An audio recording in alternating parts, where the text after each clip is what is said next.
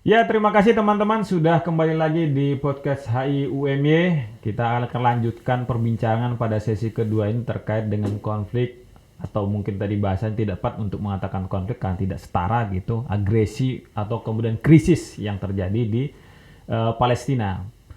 Pertanyaan selanjutnya, kalau tadi sudah ngomongin tentang dunia internasional, konstruksi negara, umat Islam, ummah, dan lain sebagainya, sekarang kita apa yang harus kita lakukan secara pribadi gitu atau kemudian secara apa ya kelompok-kelompok kecil kemudian atau kemudian kita komunitas-komunitas yang dapat kita lakukan untuk kemudian memberikan kontribusi terhadap apa yang dirasakan oleh saudara-saudara kita di Palestina. Gimana nih Mas Rofik? Apa yang harus kita lakukan? Oke, ya ini pertanyaan penting banget karena ini juga pertanyaan terkait dengan action. Semua orang punya peran, punya tanggung jawab. Tapi saya mau bicara dari konteks kita di perguruan tinggi. Oke. Apa sih yang bisa kita lakukan di perguruan tinggi? Saya mungkin apa yang saya sampaikan tidak langsung karena lebih pada sifatnya paradigma keilmuan, sistem epistemologi Hmm. gitu ya.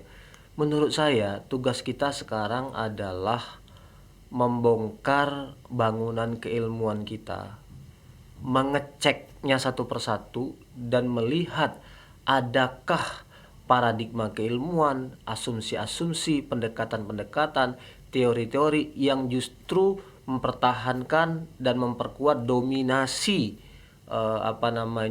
orang-orang barat kepada dunia Islam atau justru mengarah kepada ini menjadi sesuatu yang abadi di Ya. tengah kita, atau paling tidak justru paradigma-paradigma yang membuat kita menjadi teralienasi dari konflik ini. Jadi maksud saya begini, coba cek satu persatu, jangan-jangan cara kita mengajarkan tatanan global, dunia internasional itu sangat western minded yang secara epistemik itu tidak sesuai dengan paradigma Islami, dan secara aksiologis sebenarnya justru menguntungkan sistem ekonomi politik dunia barat dan aneksasi ini gitu. Jadi tugas kita adalah tugas epistemik, itu maksud saya. Dalam semua disiplin ilmu, tidak terbatas pada bidang HI aja.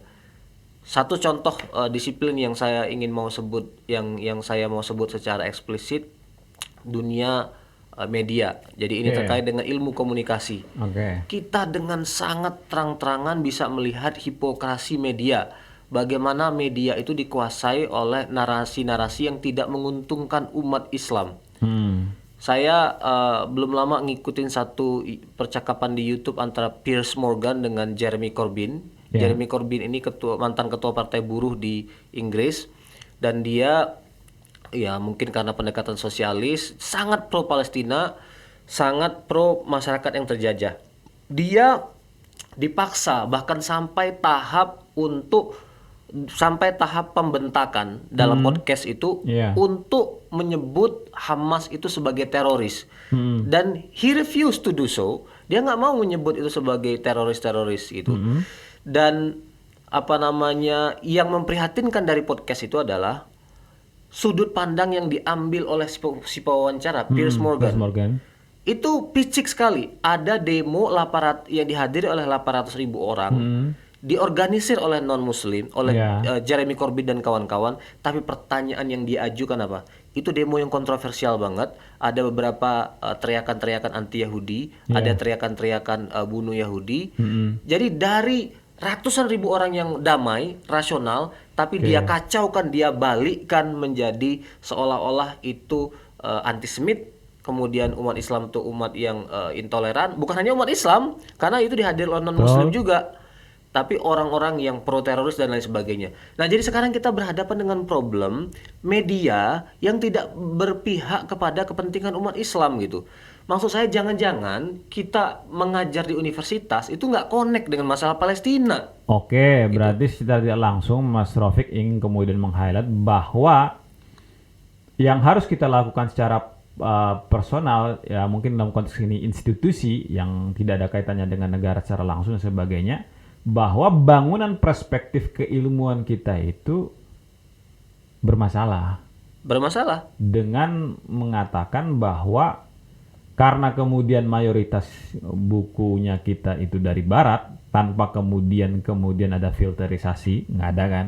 Nggak ada kan lembaga di Indonesia yang mencoba memfilter ini sesuai dengan nilai-nilai kita atau enggak dan sebagainya, terlepas dengan itu semua. Walaupun kemudian mungkin dalam beberapa hal filterisasi dibutuhkan, cuman bangunan pondasi keilmuan ini yang membuat seseorang bisa mengatakan bahwa A itu baik, B itu buruk, yang kemudian tadi kalau bahasanya Mas Rafiq mengatakan bahwa orang-orang sosialis tadi ya, kiri kemudian mengatakan bahwa ini penjajahan dan Hamas tidak bisa disebut sebagai teroris. Jadi kan bangunan perspektifnya itu yang kemudian membuat sudut pandangnya jelas. Termasuk tadi bangunan perspektif kita yang salah, kemudian masuk dalam dunia media, medianya jadi salah. Berarti Mas Rafiq tadi langsung mengatakan bahwa kita back to the basic terkait dengan konteks dan konsep keilmuan yang kita miliki, yang kemudian secara tidak langsung membuat perspektif kita untuk menyatakan salah dan benar itu semakin kabur. Benar. Makanya dalam Islam kan doa yang diajarkan itu adalah Allahumma arinal haqqo haqqo, tunjukkanlah yang benar itu benar. Kemudian wa arinal batila batila, tunjukkanlah yang salah itu salah supaya bisa kita hindari gitu. Karena kadang-kadang kabur. Kita terlalu banyak menelan pil eurocentrisme. Terlalu banyak menelan pil eurocentrisme, sini tuh udah racun semua. Obatnya adalah dekolonisasi. Karena wacana paradigma keilmuan kita justru mendukung dominasi kepada diri kita sendiri, mendukung aneksasi, mendukung penjajahan, mendukung genosida. Itu menurut saya, hemat saya. Jadi kalau misalkan begini Mas, yang mempengaruhi kita kan banyak ya. Tapi memang yang paling utama itu kan basic keilmuannya yang mempengaruhi gitu. Ketika basic keilmuannya itu tidak ada relasi yang kuat dengan agama, maka kemudian basic keilmuannya itu memandang sudut pandang kejadian ini juga sangat kabur begitu. Nah sekarang gini Mas, kalau misalkan kemudian begitu, maka berarti ada ya kalau tidak disebut sebagai revolusi, evolusi ini keilmuan yang harus kemudian ditata kembali gitu pada tempatnya gitu. Exactly. Itu dimulai dari proses meruntuhkan bangunan-bangunan yang semua serba eurocentris tadi. Saya mau menyebutkan beberapa konsep yang sangat fundamental, sangat sentral, yang selama ini dijajahkan oleh sistem epistemik barat dan kita telan mentah-mentah. Coba konsep kebebasan, konsep human right, konsep toleransi. Hari ini semuanya crumble itu, semuanya runtuh itu. Kalau ada masih orang yang percaya pada konsep hak asasi manusia di barat, cek IQ-nya, cek akal sehatnya, jalan apa enggak itu. Siapa yang masih percaya itu? Orang di Hamas itu, orang di Palestina harga darahnya enggak sama dengan harga darah orang Israel. 12.000 orang hampir meninggal, sudah hampir 12.000, enggak dianggap manusia, itu cuma angka bagi mereka. Mana konsep kebebasan berpendapat? Di Amerika Serikat orang demo besar-besaran, Muslim yang minta ceasefire, hentikan peperangan, mereka digunakan, kemudian media-media melabeli mereka sebagai teroris sympathizer, sebagai orang yang bersimpati pada terorisme. Kemudian bagi mereka yang belum tenure, belum punya status tetap di perguruan tinggi, dipecat, di kantor juga dipecat, sehingga banyak juga umat Islam yang tiarap karena mereka juga berpikir pragmatis. Jangan sampai kehilangan pekerjaan di sini. Di mana konsep freedom of speech itu tadi? Itu. Makanya itu yang saya mau kita semua sadar bahwa jangan-jangan wacana kita hari ini tuh berkutat-kutat untuk mempertahankan dominasi orang lain kepada kita. Itu mantra semua itu. Wah, serem ya. Ya, kalau begitu gini, Mas. Ya, kalau misalkan ngomong filsafat ilmu dan lain sebagainya gitu, misalkan Iran kan lumayan itu begitu. Apakah sikap yang mereka sekarang ini juga bagian dari keilmuan itu atau kemudian sebenarnya ya ada unsur yang lain? Nah itu maksudnya gini, bisa saja kemudian kita kembali ke dalam konteks itu ya, bahwa kembali melakukan perubahan dalam tataran keilmuan dan lain sebagainya. Tapi kan kalau misalkan ngomong kekuasaan kan pas beda lagi. Nah dalam konteks misalkan Iran ini yang selalu membela Palestina kan dianggap sebagai kemudian ya cuman bagian dari retorika mereka saja gitu loh. Nah, menurut Mas gimana ini?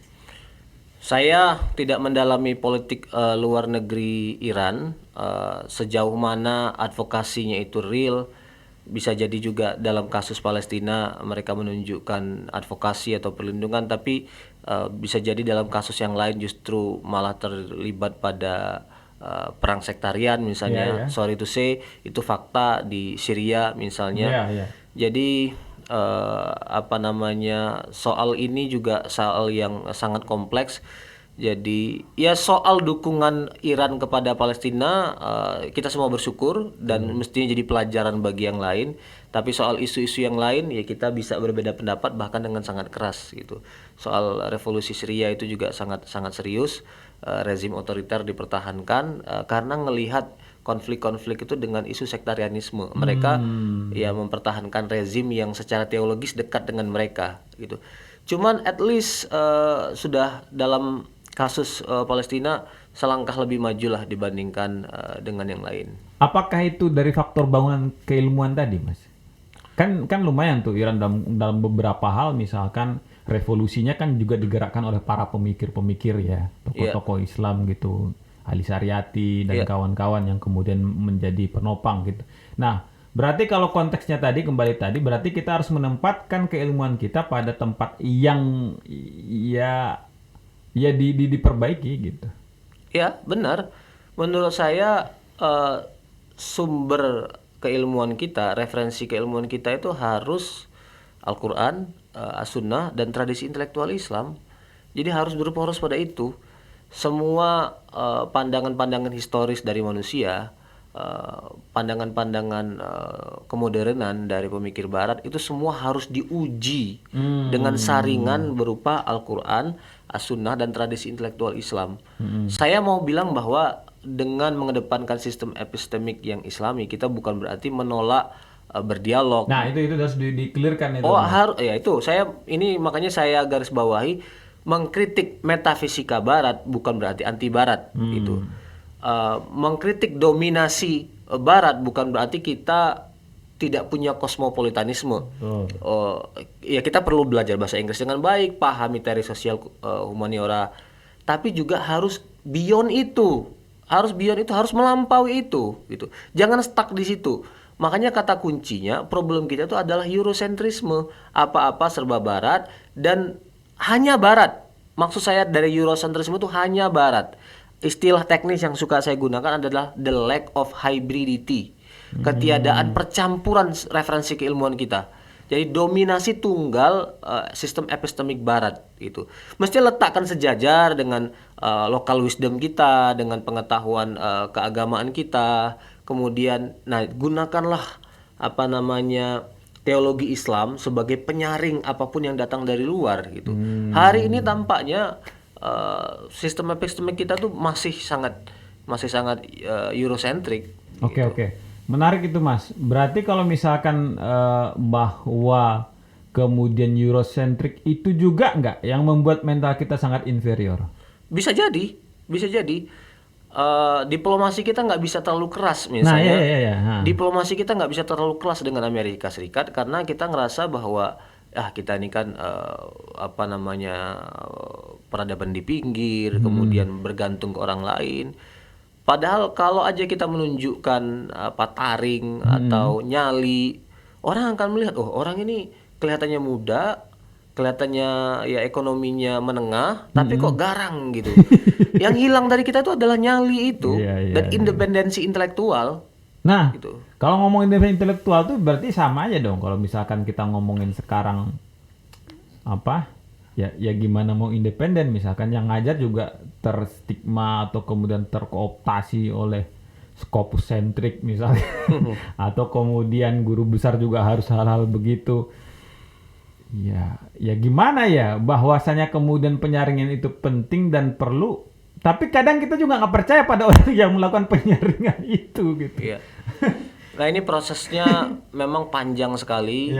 Itu harus dimulai dari mengidentifikasi, mendiagnosa kelemahan-kelemahan kita apa, dan jangan ragu-ragu untuk sering-sering otokritik gitu. Betul. Kelemahan kita adalah kita terlalu sering memvalorisasi diri gitu. memuji diri sendiri di depan publik, menunjukkan kelebihan-kelebihan kita, padahal mengikuti standar orang lain yang tidak kita buat sendiri. Dan kecenderungan valorisasi ini menutup kita dari melihat kelemahan-kelemahan diri sendiri. Yang kadang-kadang malah kelemahan itu justru lebih substantif, lebih penting untuk kita perhatikan daripada sekedar bicara angka-angka, bicara ranking-ranking misalnya. Jadi mutlak umat Islam tuh harus punya kemampuan melihat kelemahan diri sendiri untuk berbenah. Gitu. Wah. Oke Mas Rafiq, masih ada nggak nih yang ingin disampaikan kepada publik dari beberapa cerita kita ini atau kemudian paradigma persepsi yang kita sampaikan ini? Kita start dari mana kita? Oke. Hal lain ya yang bisa kita pertimbangkan respon situasi ini, tapi saya belum punya jawaban yang clear, yang pasti. Cuman saya benar-benar mendorong kita lakukan kajian serius. Ide sebagian pihak untuk melakukan boykot. Itu suara itu bahkan keluar dari para non muslim di dunia barat yang bersipati kepada umat Islam, boykot katanya. Saya belum lama ada teman dari Amerika Serikat, dosen saya Dr. Ofamir Anjum, saya tanya apa yang bisa kita lakukan, boykot katanya. Itu organisasi-organisasi Islam harus pajang tuh merek-merek barang-barang yang digunakan untuk mensupport perjuangan Israel kepada Palestina. Saya masih belum punya jawaban yang posisi yang clear di sini, karena saya lihat list-list barangnya ternyata just everyday goods gitu, barang-barang yang kita pakai. Nah, masalahnya apakah benar kita bisa terlepas dari hal-hal sepele yang sudah sehari-hari kita pakai ini? Dan kedua, ini juga terkait dengan ekonomi nasional kita gitu. Tapi saya mendorong please para dosen di bidang ekonomi, kemudian PP Muhammadiyah, kementerian-kementerian, tolong dikaji dong ini dan gunakan kacamata iman gitu. Kacamata iman di samping juga mempertimbangkan kepentingan-kepentingan ekonomi. Kalau itu mampu kita lakukan, kita punya alternatifnya, kenapa enggak gitu. Itu satu sikap yang bisa kita ambil. Betul. Ya sebenarnya kalau yang biasa kita gunakan itu sebenarnya kan ada yang model buatan lokal, UMKM dan lain sebagainya kan banyak sebenarnya, cuman kan iya ya kalau misalkan ini bisa sebenarnya ya malah ekonomi nasional yang benar-benar ini bisa muncul gitu ya. Iya. Waduh, ini bener nih, ya kan? Makan-makan cepat saji versi lokal ini. Momentum ini nih. Oke, terima kasih teman-teman atas partisipasinya. Kita tunggu komen teman-teman, misalkan ada nanti kita bahas selanjutnya. Terima kasih Mas Rafiq atas kesempatannya yang sudah meluangkan waktu untuk ikut dalam podcast ini. Sampai jumpa lagi di podcast Hubungan Internasional Universitas Muhammadiyah Yogyakarta berikutnya. Wassalamualaikum warahmatullahi wabarakatuh.